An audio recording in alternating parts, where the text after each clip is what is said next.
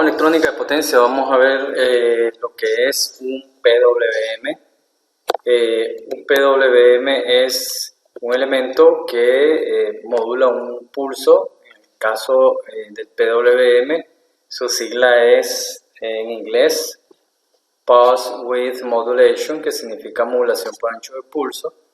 En un PWM es posible variar el tiempo que la señal se mantiene en estado alto, pero siempre manteniendo el periodo constante. Eso es importante porque podemos trabajar con una señal con una frecuencia constante y simplemente variar los tiempos que se va a mantener en alto esa señal y no cambiar la frecuencia con que éste va a estar pulsando. Entonces, un modulador de ancho de pulso es un elemento que nos permite aplicar un pulso en un determinado tiempo y variar ese pulso en el tiempo. De tal forma que puede ser un pulso muy pequeño en anchura y al mismo nivel de voltaje, aunque el voltaje promedio va a ir cambiando en dependencia del ancho de pulso. En este caso, por ejemplo, acá vamos a tener un modulador de ancho de pulsos en diferentes porcentajes. Por ejemplo, acá yo tendría un modulador de ancho de pulso con un 25%. Aquí un modulador de ancho de pulso con 50% y este otro con 75%. Que este porcentaje corresponde al tiempo en alto o al porcentaje que se mantiene en alto con respecto al que se mantiene en bajo y al periodo total de la señal. Entonces, ¿cómo nosotros vamos a utilizar un PWM? Lo vamos a necesitar, por ejemplo, en una fuente conmutada o un elemento que necesitemos variar el ancho de pulso en dependencia de un feedback a la salida. Por ejemplo, acá estamos haciendo un comparador con un op-amp, está comparando un divisor de voltaje, el cual va a censar prácticamente la salida. Si la salida sale por debajo de un voltaje de referencia, yo voy a tener un alto en la salida por la forma en que están conectados en el op-amp. Eso ustedes lo vieron en su curso de electrónica básica, cómo funciona un op-amp como comparador. Entonces, acá en la base del transistor, ya sea un BJT de potencia, un MOSFET de potencia, un GBT de potencia, va a recibir un pulso. Pero cuánto tiempo va a estar conduciendo este Q1 va a depender del ancho de pulso. Yo puedo hacer que este se encienda de forma instantánea y que se cierre en determinado tiempo. Eso va a permitir que una corriente pase por determinado tiempo y se deje de circular por otro determinado tiempo. Entonces, eso lo va a permitir, ¿qué cosa? El PWM que vamos a aplicar en la base de los transistores a través de un driver y a través de un elemento que nos esté ayudando con el PWM. Entonces, el PWM aquí puede ser con un porcentaje muy alto para que conduzca por mucho tiempo, un porcentaje medio. Va a depender cómo esté fluctuando la salida. Si la salida está fluctuando demasiado rápido, entonces voy a estar mandando ráfagas de pulsos muy rápidas, dependiendo de la necesidad que tengamos. Entonces, todo eso también tiene que ver la frecuencia. Yo tengo que tener una frecuencia con la que voy a estar mandando esos pulsos. En dependencia también de esa frecuencia, voy a tener yo esos anchos de pulso en mi salida, ¿ok? Entonces, esos pulsos es importante, por ejemplo, en fuentes conmutadas, por ejemplo, en rectificadores, que vamos a ver más adelante. Lo importante es que miremos algunas características. Como es la capacidad de variar en un estado alto, es lo que realmente hace que el PWM sea útil y práctico.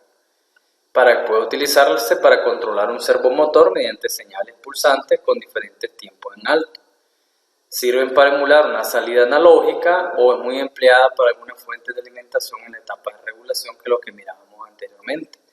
Podemos utilizar también ese pulso para un puente H, por ejemplo, mandar pulsos largos, un ancho de pulso largo para que esté constantemente el motor girando a una velocidad. Al bajar el pulso va a girar a una velocidad menor y así sucesivamente. En una señal PWM hay que tener en cuenta lo siguiente: el tiempo on y el tiempo off y el periodo.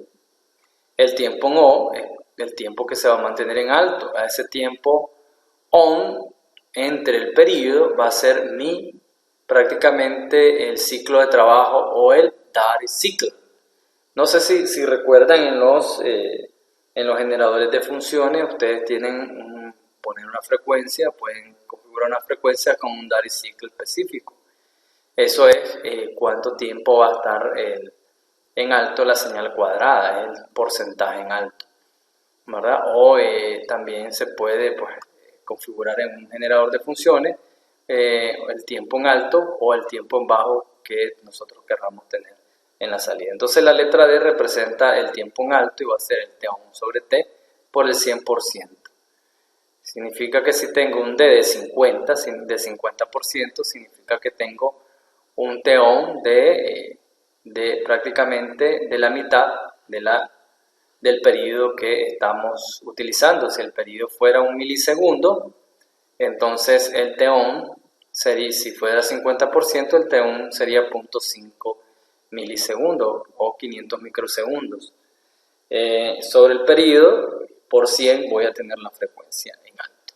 Entonces eso es prácticamente lo que vamos a tener nosotros en alto. Por ejemplo, en la señal que está aquí, el tiempo en on es mayor del 75%, casi digamos podría hacerse un 80% de la señal. Ese es el tiempo en alto que tiene el PWM.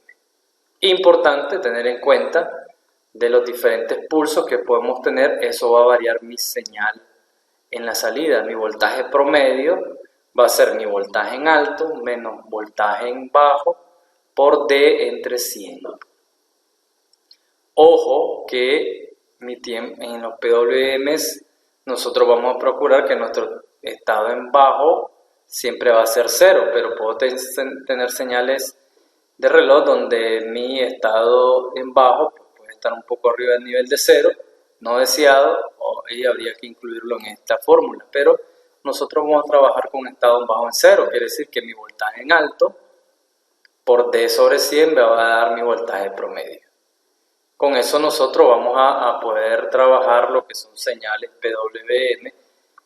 Un PWM, pues resumiendo, es un pulso con una anchura específica para el tiempo en alto que yo necesite para excitar un elemento, por ejemplo transistores o un driver o un elemento que necesitemos estarlo pulsando cada cierto tiempo. Ok, hasta un SSR, si la conmutación natural se da y quiero encenderlo luego en otro punto de la conmutación natural donde ya esté en alto, puedo mandar un pulso para encenderlo en determinado espacio de tiempo después de la conmutación natural. Entonces todo esto depende del uso que nosotros queremos darle a un PWM. Vamos a poner un ejemplo acá práctico en Multisinks. Observen que tenemos acá una señal de 5 voltios 1 kHz. Si nosotros vemos esa señal ahí, observen que vamos a tener, vamos a ponerlo más para que se logre ver, el ancho de pulso. Observen que está más pequeño el tiempo en alto que el tiempo en bajo. Eso va a depender del Darcy ciclo que yo le ponga. Por ejemplo, voy a ponerle 50. Ok, entonces si lo configuramos en 50%, entonces vamos a tener 50% de la señal en alto y la otra 50% en la señal en bajo. Si utilizamos la fórmula y si son 5 voltios y utilizamos la fórmula que acabamos de ver, entonces sería 5 voltios por 50 sobre 100, o sea 5 por 2.5, eso me va a dar 2.5 en la salida. Entonces eso es lo que voy a tener si yo pongo acá 50%. Observen que el voltaje en la salida es 2.5 voltios y acá en el osciloscopio voy a tener la señal vamos a detenerla acá y vamos a ver que la señal está 50% en alto y 50% en bajo. Entonces, de esa forma podemos ver nosotros las distintas señales que tengamos. Hay que tener mucho cuidado cuando vayamos a usar un PWM, porque a medida que voy variando mi pulso, va variando el voltaje promedio. Entonces, tengo que tener cuánto va a ser el pulso mínimo que voy a utilizar para poder tener un voltaje específico que me ayude a encender o apagar el elemento. Por ejemplo, si es un MOSFET que trabaja a 10 voltios, tengo que calcular cuánto es el ancho de pulso mínimo que yo puedo encender ese MOSFET. Entonces, no es solamente poner el PWM por ponerlo, hay que calcular y tener cuidado a la hora que hagamos cálculo. Ok, ahora, de hecho, pues si variamos esto no sé, variémoslo al 45, no, bajémoslo al 25%, por ejemplo, al 25%, vamos a correrlo, lo corremos y ahora voy a tener 1.25, que va a ser 25 sobre 100. Vamos a tener prácticamente el 25% de la señal, entonces vamos a tener 1.25. Entonces 1.25 voltios es mi voltaje promedio ahora. Entonces, dependiendo del ancho de pulso, nosotros vamos a tener diferentes voltajes promedio. ¿Cómo crear un PWM? Una de las formas más básicas es a través de un 555. Un 555, por ejemplo, con esta configuración que está acá, nosotros vamos a poder configurar el ancho de pulso en la salida out.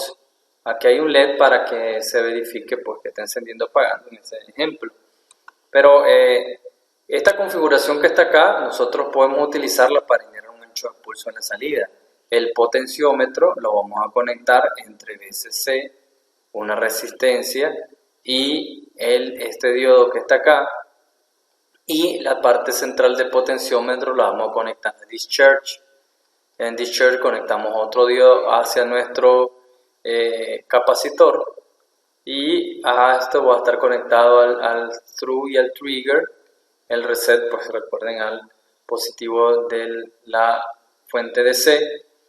Y esta configuración que está acá nos va a permitir que entre nosotros vayamos variando el potenciómetro, va a ir variando el estado en alto o el estado en bajo, perdón, del elemento. La frecuencia, pues hay que sacarla en dependencia. Recuerden, que va a depender en cuánto tiempo se carga el capacitor, va a depender de la resistencia que se encuentren en el tiempo de carga. Por ejemplo, el tiempo de carga tiene que venir por acá, pasar por acá, por aquí no puede pasar porque está este diodo, viene para acá, entra por este diodo y pasa para acá. Quiere decir que mi tiempo de carga va a estar dado por el porcentaje del potenciómetro más 470.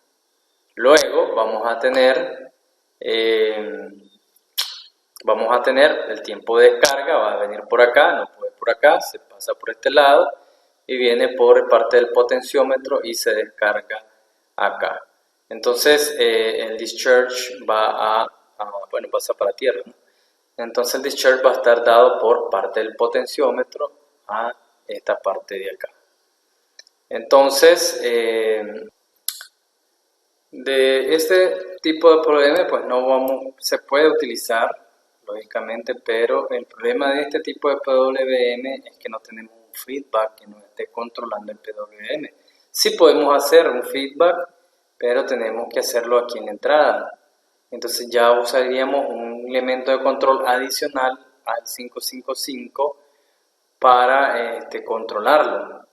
Pero existen chips monolíticos como el 555 que están diseñados para tienen su sistema interno para controlarlo, y tienen el PWM para mandar una salida útil dependiendo del control que tenga. Entonces vamos a usar otros chips monolíticos, ahí vamos a verlos, para controlar motor, para controlar una fuente conmutada u otros elementos. Entonces, este es una opción muy básica.